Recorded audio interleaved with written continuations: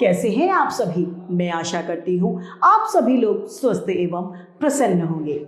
आज हम हमारा पाठ दिन और महीनों को पढ़ेंगे और समझेंगे। तो आइए इस पाठ को प्रारंभ करते हैं। यह है हमारा पाठ 15 दिन और महीने, डेज एंड मंथ्स। एक सप्ताह में 7 दिन होते हैं। हर एक दिन का अपना एक नाम होता है।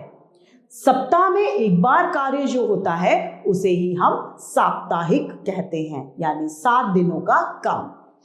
तो सोमवार कहते हैं हिंदी में, मंडे कहते हैं अंग्रेजी में, मंगलवार कहते हैं हिंदी में, ट्यूसडे कहते हैं हम अंग्रेजी में, बुधवार कहते हैं हिंदी में, वेडनेसडे कहते हैं अंग्रेजी में, बृहस्पतिवार कहते हैं हिंदी में, थर्सडे कहते हैं अंग्रेजी में, शुक्रवार कहते हैं हिंदी में, फ्राइडे कहते हैं अंग्रेजी में, शनिवार कहते हैं हम हिंदी में, सैटरडे कहते हैं अंग्रेजी में, संडे रविवार कहते हैं हिंदी में, संडे कहते हैं अंग्रेजी में। तो इस तरीके से सोमवार, मंगलवार, बुधवार, गुरुवार, शुक्रवार, शनिवार तथा रविवार हिंदी में सप्ताह यानी दिनों के नाम होते हैं। अंग्रेजी में Sunday, Monday, Tuesday, Wednesday, Thursday, Friday तथा सैटरडे होता है। 7 दिनों के नाम साप्ताहिक कहलाते हैं।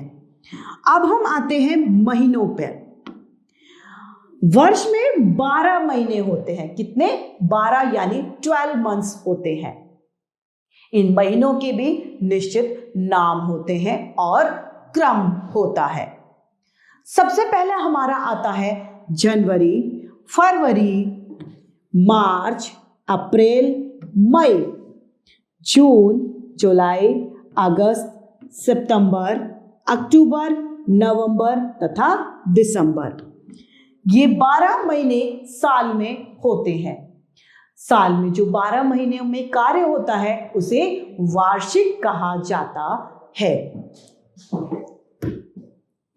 यहां पर विशेष बात यह है कि अधिकतर सभी महीने जो होते हैं वह 30 या 31 दिन के होते हैं। केवल फरवरी एक ऐसा महीना है जिसमें 28 यानी 28 दिन होते हैं। 4 वर्ष बाद फरवरी में 29 दिन होते हैं और उस वर्ष को अधिवर्ष यानी लीप ईयर के नाम से जाना जाता है। एक दिन में 24 घंटे होते हैं। 12 घंटे रात, 12 घंटे दिन होते हैं। एक वर्ष में 365 यानी 365 डेज होते हैं। एक सप्ताह में 7 दिन होते हैं।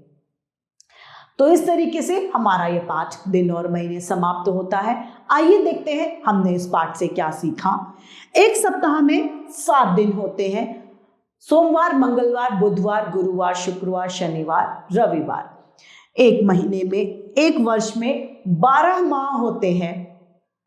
जनवरी, फरवरी, मार्च, अप्रैल, मई, जून, जुलाई, अगस्त, सितंबर, अक्टूबर, नवंबर, दिसंबर। एक वर्ष में 365 दिन होते हैं। इस तरीके से हमारा यह पाठ दिन और महीने समाप्त होता है। मैं आशा करती हूं आप सभी को यह पाठ भली भांति रूप से समझ में आया होगा। आज के लिए इतना ही। फिर मिलते हैं। धन्यवाद।